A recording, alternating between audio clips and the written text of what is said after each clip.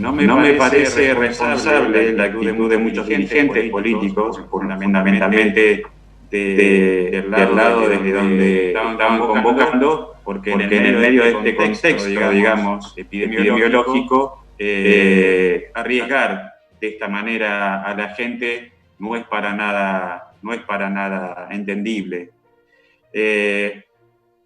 Como personal de salud y teniendo en cuenta que formo parte de una comunidad médica y de personas, no solo médicos, trabajadores de la salud, enfermeras, mucamas, camilleros, nuestras cocineras, en todo un universo extendido a lo largo y a lo ancho de este país y que está quizás ya a esta altura del año con una energía adicional, tratando de responder a las demandas que tenemos por parte de los casos que lamentablemente están en una curva de crecimiento, diría que indigna y realmente llena de mucha impotencia, ¿no? Y nos hace pensar de acá a 10 días qué va a suceder con todo esto, ¿no? Más teniendo en cuenta de que muchas de las personas que allí estaban son gente que pertenecen a un grupo etario de la que se sabe que tienen una tasa de mortalidad alta y que pueden ser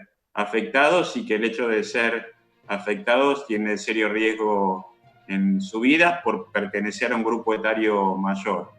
Pero tener en cuenta además que en la ciudad de Luján hemos tenido fallecidos de 52 años y que hemos tenido casos de enfermos con 30 y pico de años, con 20 y pico de años, y que más allá de que su evolución pueda ser una evolución clínica leve, se convierten en transmisores de la enfermedad a grupos etarios que sí les puede costar la vida. Esto es importante, este concepto es importante de tener en cuenta, porque algunos dicen, bueno, esto es algo leve, es parecido a una gripe, pero tener en cuenta de que forman parte de un todo, de una comunidad, por eso no entra en esto el concepto de cuestión individual. Uno no puede decir, yo soy responsable y yo me cuido.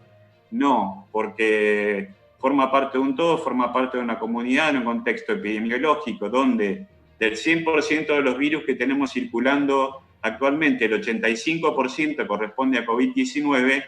Bueno, esto hace que es muy probable que en estas reuniones, en estas aglomeraciones de gente, y viendo gente que por ahí no usa el barbijo y la que lo usa muy mal, entendemos que están muy expuestos a un riesgo de contraer la enfermedad y bueno, obviamente como trabajador de salud, vuelvo a repetir esta palabra, ¿no? Me indigna y me llena de impotencia. Y la verdad que de mucha tristeza, porque uno le pone mucho empeño todos los días. Nosotros venimos haciendo jornada de capacitación, venimos organizando el recurso humano quizás como no lo habíamos hecho nunca en nuestro propio hospital, trabajando en forma mancomunada con lo privado, digamos, y articuladamente con nuestros compañeros de atención primaria. Bueno, hay mucho esfuerzo y si la gente habla de cansancio, les puedo manifestar de que nosotros mucho más. Venimos sin descanso desde el año pasado y nos ha tocado enfrentar nada más y nada menos una pandemia que no tiene antecedentes, por lo menos en los últimos 100 años en la humanidad. Y hay que tener en cuenta algo muy importante, porque también se objeta, digamos, el tema de la vacuna. Hay dos intervenciones muy importantes en la historia de la humanidad y que han cambiado la historia de la humanidad. Una es el agua potable y la otra es el descubrimiento de las vacunas. Entonces, entiendo que hay terraplanistas, antivacunas, los que hablan del nuevo orden mundial. Como vos decías, es algo como muy, hasta diría, delirante, porque no tienen demasiado sustento. Creo que si se le preguntaría a cada uno qué es el nuevo orden mundial, qué es esta intención de dominación por parte de este nuevo orden mundial, creo que no podrían explayarse demasiado porque tampoco tienen demasiados argumentos. Así que bueno, analizándolo desde el punto de vista médico, creo que es un terreno muy fértil para cualquier sociólogo todo esto, Y bueno, en lo político respeto el disenso, pero no entiendo y no cabe en mi pensamiento la irresponsabilidad de muchos dirigentes políticos de convocar a una marcha con consignas políticas en este contexto, ¿no?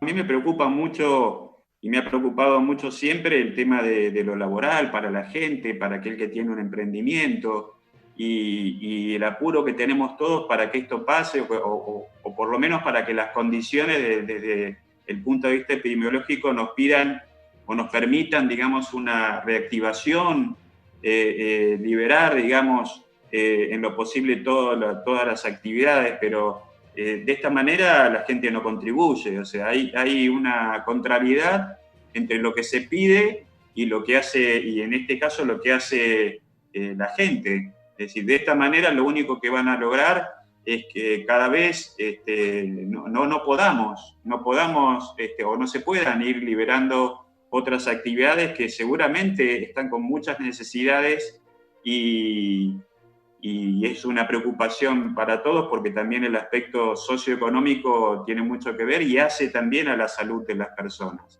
Y no es un hecho individual, no tiene que ver con la responsabilidad individual. Esto es un hecho de salud pública.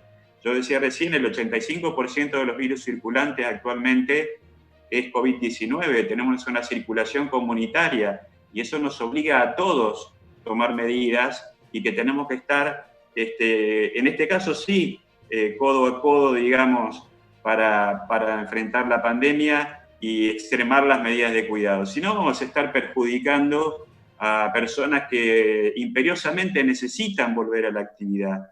Y además, de más está decir que no es forma de cuidar al personal de salud de esta manera. Por eso nosotros vemos que nuestros compañeros tienen que ser aislados porque se contagian, porque tenemos que hacer aislamientos preventivos y eso desarticula los equipos de salud. Y ni hablar de pensar en de que este tipo de actitudes en algún momento pueden llegar a sobrepasar nuestra capacidad de atención en el sistema público y privado.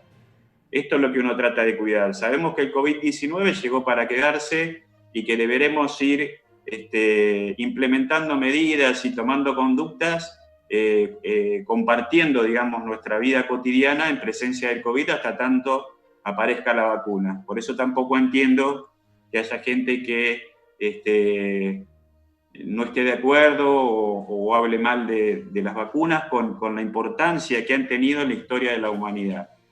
Pero bueno, de mi parte, tratar de llevar el mensaje de concientizar, independientemente del pensamiento político que se tenga. Yo le pido a la gente que sean libres pensadores, que se informen y que de esa manera tengan la capacidad de discernir de cuando se lo está tratando de llevar y arrear hacia situaciones que puedan ser muy riesgosas para la salud y que ponen en riesgo también a su semejante y a su familia. Seguramente muchos de los jóvenes que estaban ahí también tienen personas mayores en su familia y pueden ser los responsables de llevar este virus a personas que incluso quizás estén manteniendo una cuarentena estricta desde hace mucho tiempo. Entonces, seamos responsables, por favor. En nombre de esta representatividad que a mí me toca en lo que tiene que ver con las entidades médicas, yo pido responsabilidad frente a este tipo de cosas. Sabemos que algunos políticos van a estar carancheando, digamos, como lo vienen haciendo ya desde mucho tiempo con las necesidades de la gente frente a esta pandemia. Pero no tendrían ni tienen ningún sustento al plantear algunas cosas. Lo de la reforma judicial, lo del plan económico, lo que quieran, de lo que quieran hablar, háblenlo y traten de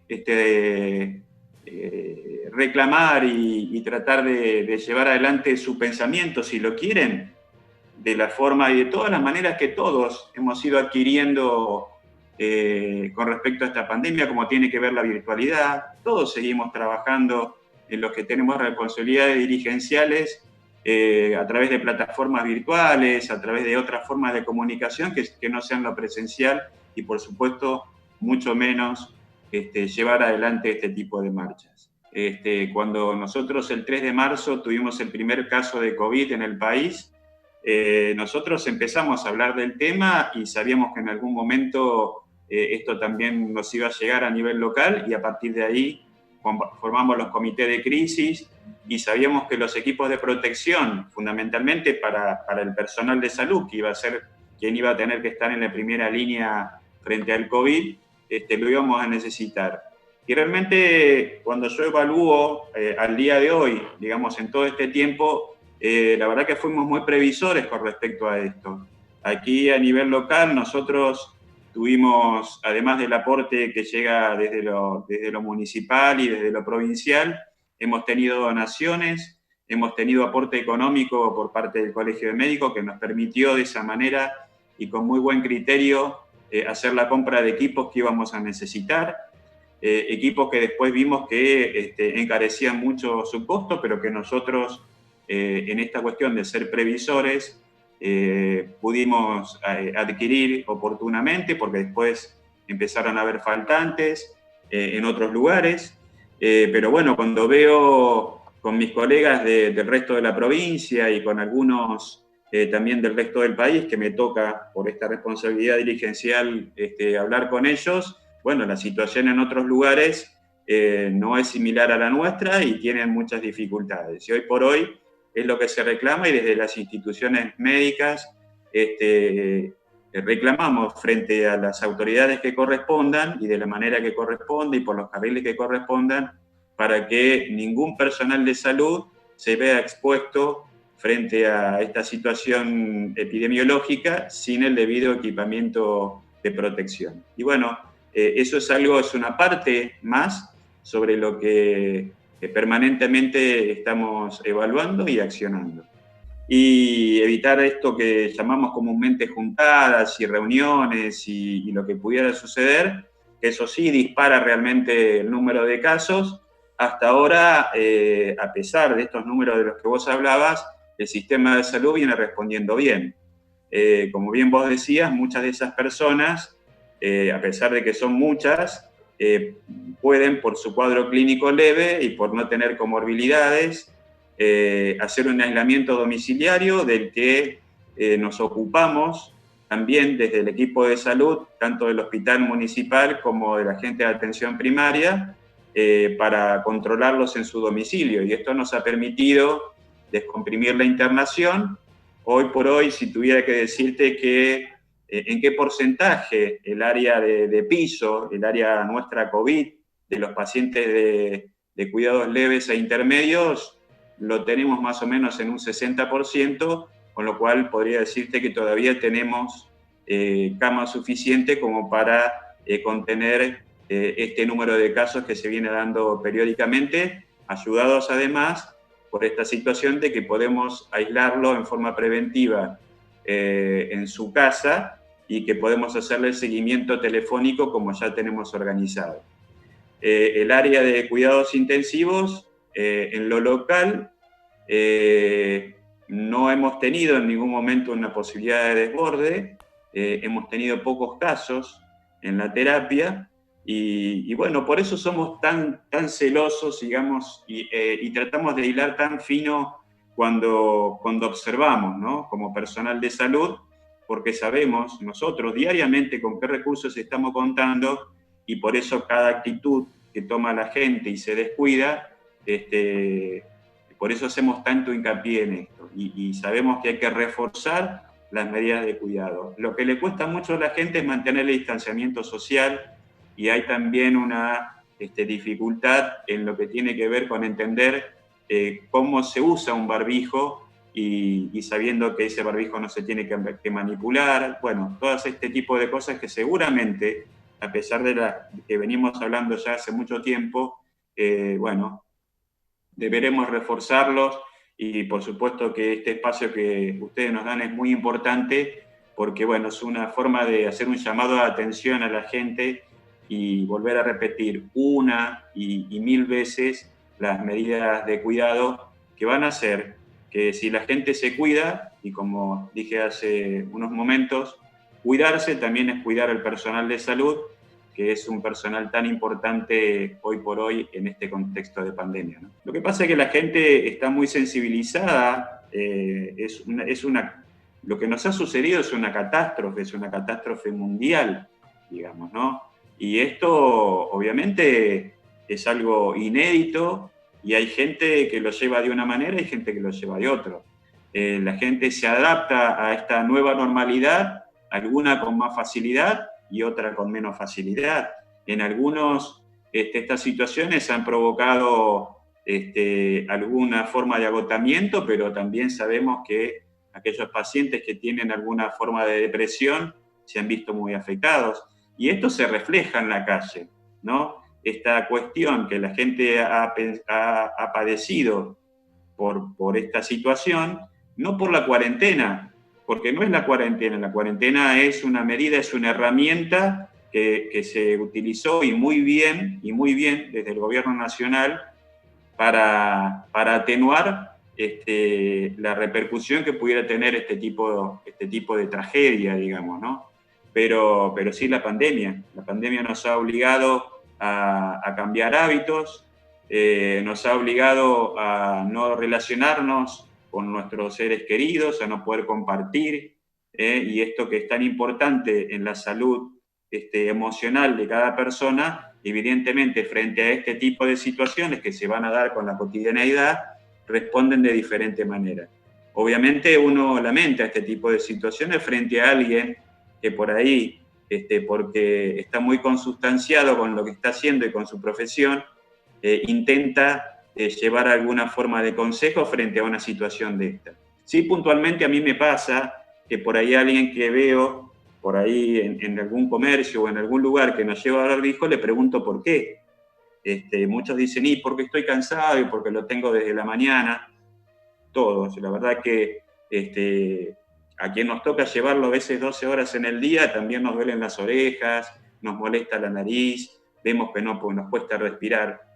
Pero bueno, es parte de las medidas de cuidado y para uno mismo y para nuestros semejantes. Esto es así, ¿no? El cumplimiento de esto es para cuidarse uno, pero también para cuidar al otro, ¿no? Y más allá de que uno quiera o no cuidarse por esta cuestión que dice alguno y opinar de que es una cuestión individual, bueno,